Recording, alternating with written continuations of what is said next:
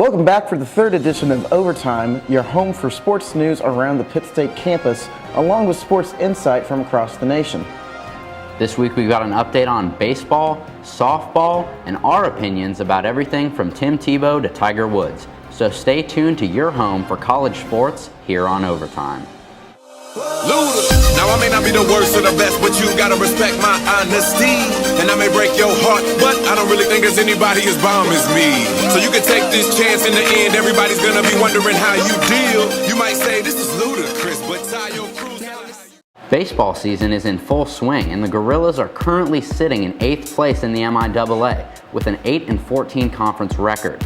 Taylor Sabala is leading the team, batting .378 with 9 RBIs. Sabala is also leading the team in runs scored, hits, triples, and stolen bases for the season.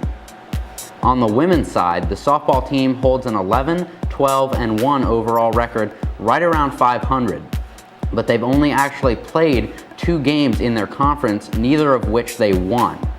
Senior utility player Jessica Jones is leading the way with a .387 batting average, followed closely by senior infielder Lori Lockhart, who's batting .382.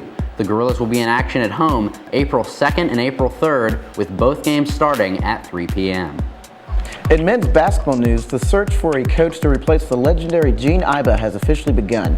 The candidates are former Pitt State assistant coach Jeff Hafer, Coffeyville Community College head coach Jay Herkelman, University of Kansas video coordinator, and former Oklahoma State University assistant coach Kyle Keller, Cloud County Community College head coach Kevin Muff, and former Northwest Missouri State University head coach Steve Tatemeyer. These coaches will be on campus between the 29th and 31st of March doing public interviews in the Student Center.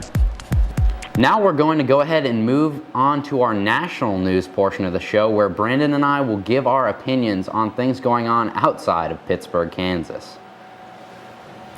First up on our list here, Brandon, Brett Favre. What do you think about that? Let's not talk about Brett Favre. I couldn't decide. I'm not. Do you want to talk about him? We could. Let's not. Let's not talk about Brett Favre. No, we're not going to talk about him.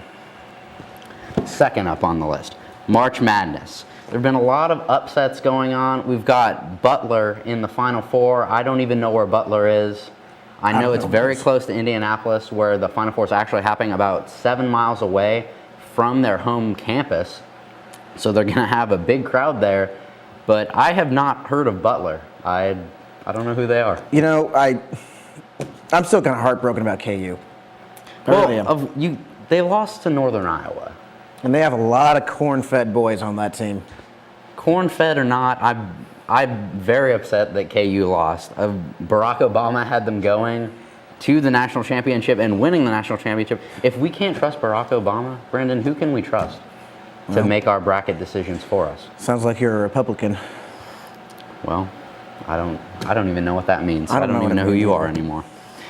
Next topic, Tim Tebow in the NFL draft. A lot of teams are wary about drafting him. They're not sure if he can be an NFL quarterback. What do you think about him as an overall player? Mel Kiper and Todd McShay both have him as number 5 on their lists to be the top quarterbacks in the draft. I don't understand what the confusion's about. He's a great overall athlete. He's got natural skills, great instincts. The only thing people are judging him on is his throwing motion, which he's trying to work on. So if I'm an NFL team that needs a quarterback, I guess I'm confused why they're so concerned about Tim Tebow. I think they're probably just concerned because of the fact that they aren't. When you think of prestige with the NFL, I think they have a certain portion of their talent that's supposed to be this big-time player. I mean, in all honesty, I think Tim Tebow could be great with the St. Louis Rams, Arizona Cardinals, maybe even not a starter, but second string, third string for the Dallas Cowboys. I mean, you're absolutely right. He's got all the potential in the world. I think he would do great in whatever team that the NFL would sign him with. Of course, April 22nd, I believe, is the NFL draft. The Rams have the first pick, and most people are thinking that they're going to go ahead with Sam Bradford, even though he's coming off the shoulder surgery.